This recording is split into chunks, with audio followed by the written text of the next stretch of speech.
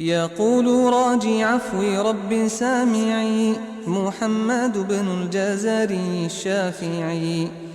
الحمد لله وصلى الله على نبيه ومصطفاه محمد وآله وصحبه ومقرئ القرآن مع محبه.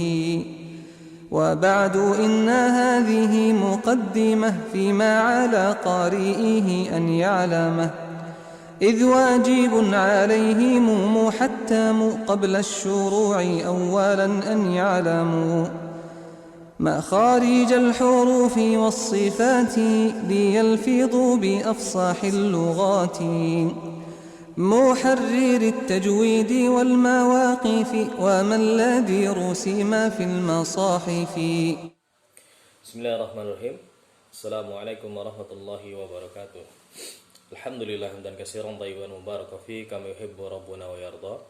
Asyhadu an la ilaha illallah wa la syarika lahu wa asyhadu anna Muhammadan abduhu wa rasuluhu ma ba'd. Baik, para peserta mulazamah di Ma'had Online Al-Imam Syu'bah yang semoga dirahmati Allah Subhanahu wa taala. Kita masih melanjutkan ya, belum masuk ke matan ya, di bab yang ini ya, bab nun sukun dan tanwin, bab nun sakinah wa tanwin ya, kita masih menguraikan makna dari judul bab ini. Baik, karena di situ disinggung masalah nun itu adalah huruf dan seterusnya. Nah, berkaitan dengan huruf ya, tentu tidak lepas dari dua hal, yaitu makharijul huruf dan sifatul huruf ya. Dan kalau kita cermati, seorang yang belajar Al-Qur'an, seorang yang ingin memperbaiki bacaan Al-Qur'an, dia berusaha agar terpenuhi rukun dari tahsinul Qur'an ya, rukun dari belajar Al-Qur'an ya. Apa itu rukunnya? Yang pertama adalah ma'rifatul makharijul huruf ya, pengetahuan kita tentang makharijul huruf. Yang kedua adalah ma'rifatu sifatul huruf, pengetahuan tentang sifat-sifat pada huruf tersebut. Yang ketiga adalah ma'rifatu ahkamut tajwid ya, kita mengetahui hukum-hukum tajwidnya. Nah, yang keempat adalah riyadhatul lisan, yaitu melatih lisan kita. Dan yang kelima adalah talaqi ma'asy-syekh ya, atau talaqi ma'ustad ya, kita setelah latihan setorin ke ustaz, setorin ke guru kita ya. Siapa saja yang memenuhi 5 rukun tadi ya, insyaallah dia akan mendapatkan hasil yang baik. Tentunya ada satu poin lagi yang nggak boleh ditinggalkan, yaitu adalah doa kepada Allah Subhanahu wa taala agar kita dimudahkan untuk bisa mengucapkan kalamullah. Nah, ini yang paling penting ya. Baik. Kita singgung masalah bab makharijul huruf dan sifatul huruf di pembahasan Manzumatul Fathul Atfal ini, walaupun di situ tidak ada pembahasan terhadap dua bab ini. Nah, namun demikian pembahasan kita, mulazamah kita dengan judul yang sudah kita jelaskan, Tuhfah VS Jazari, pembahasannya metodenya adalah dari satu kitab yang ketika di situ ada pembahasan terkait maka akan kita bahas, walaupun hanya sekilas, nanti detailnya ketika sudah sampai ke matannya. Nah, baik, kita akan membahas makharijul huruf dengan singkat ya. Bagaimana para ulama menentukan letak makharijul huruf itu tidak seperti yang kita dapatkan sekarang. Sekarang kita mudah, tinggal membaca risalah, membaca kitab, penjelasan dari para ulama.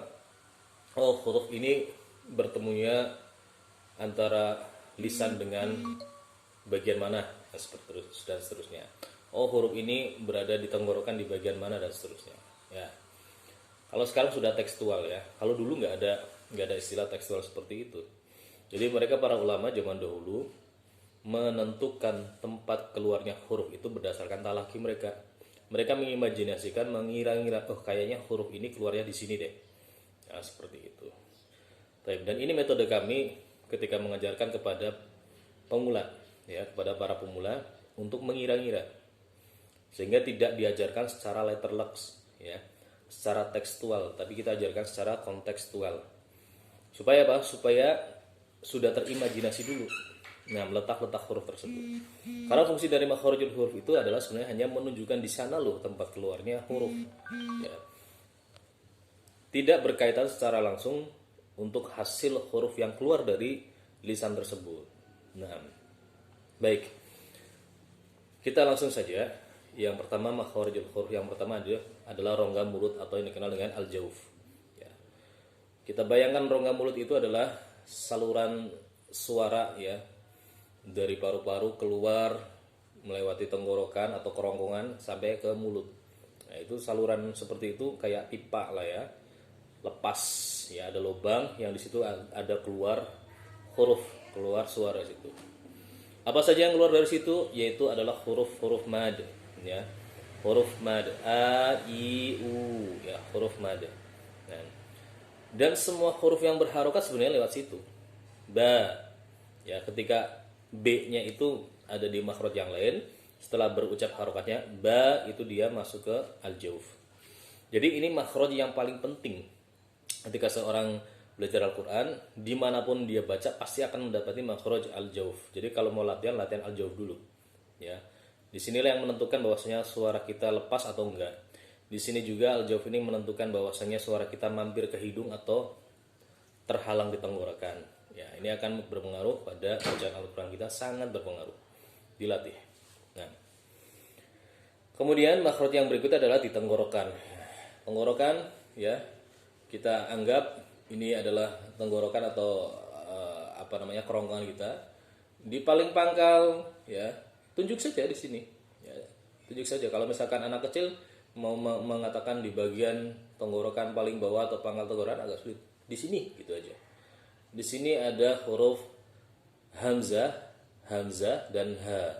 A, I, U, H, Hi, Hu. Bergetar di sini kalau kita pegang pangkal tenggorokan.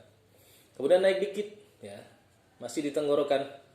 Itu adalah huruf ha dan ain. Ha dan ain. Ya, hurufnya ringan. Ya, jangan sampai ditekan. Enggak.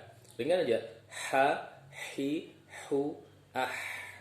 Begitu juga dengan ain. A, ai, au, ba. Nah, di sini ain. Naik sedikit ada ghain dan kha. Ghain dan kha. Ya. Nanti standar kefasihan insyaallah nanti akan dibahas di bab berikutnya. Nah, ghain dan kha. Ini tenggorokan. Selesai, ya. Kemudian di lisan paling banyak. Baik. Anggap lisan adalah tangan kita. Telapak tangan kita ini adalah lisan, lidah. Ya. Ada yang di sini, ini adalah pangkal lisan. Ini punggungnya, punggung lisan. Ini kepala lisan, ujungnya. Ini tepi. Nah, udah. Di pangkal ada huruf qaf dan kaf. Nah, naik ya. Qaf dan kaf. Ko, ka. Maju dikit, ka. Baik. Di punggung, naik. Ini punggung lisan. Jim, shin, dan ya. Ja, sya, ya. Jim, shin, dan ya. Kemudian lisan, ujungnya seperti ini. Nah, ada di ujung tepi lisannya. Nah, jadi kalau ujungnya aja cuma ini. Ini ujung tepi lisan. Ada huruf lam. Al, la, li, lu, al. Nah, maju dikit, nun. Ujungnya aja. Na, ni, nu, an. Kemudian berpindah seperti ini, mengarah ke punggung lisan. Lidahnya sudah berpindah. Tadinya seperti ini, al, nun, ro, ar, lam, nun, ro. Nah, itu lisan. Kemudian ketika ujungnya bertemu dengan ini gigi ya, gigi seri yang atas, tempat tumbuhnya gigi seri yang atas. Ta, dal, to. Ta, dal, to. Kemudian gigi seri yang bawah. Sin, zai, sod. Sin, sa, zai, za, so. Nah, ini gigi seri yang bawah. Kalau tadi ta, dal, to. Ini sa, zai, za, dan so. Kemudian ujung lidahnya dia, nah, bersentuhan dengan ujung gigi seri yang atas. Ingat, hanya menempel, bukan digigit. Kalau digigit berarti gigit kayak gini ya, nempel aja. Nah, ada sa, za, dan zo. Sa, za, dan zo. Baik. Selesai lisan. Jadi kita gambarkan aja posisi lisannya seperti apa, imajinasikan, disitulah makhrajnya keluar. Nah, makhraj selanjutnya adalah di syafatain, bibir, mudah karena terlihat ada mim, ba dan waw. Mim, ba, waw, kemudian fa, ujung gigi seri bertemu dengan perut bibir yang bawah. Fa, ma, mi, mu, am, ba, bi, bu, ab, wa, wi, wu, au. Kemudian juga fa, fi, fu, baf. Nah, fa. Syafatain sudah selesai. Kemudian hidung, al-khayshum, yang masuk ke hidung tentunya huruf mim dan nun. Am, mim, an, nah, masuk ke hidung. Nun dan mim. Ya, begitu cara belajar makharijul huruf untuk pemula. Imajinasikan sehingga akan mudah menghafalnya. Jadi tidak letterless. Kalau kita baca tekstual sulit menghafalkan. Tapi kalau sudah tergambar, ya mungkin hanya 5 menit sudah selesai. Ya, untuk mempresentasikan hanya 5 menit saja sudah selesai. Baik.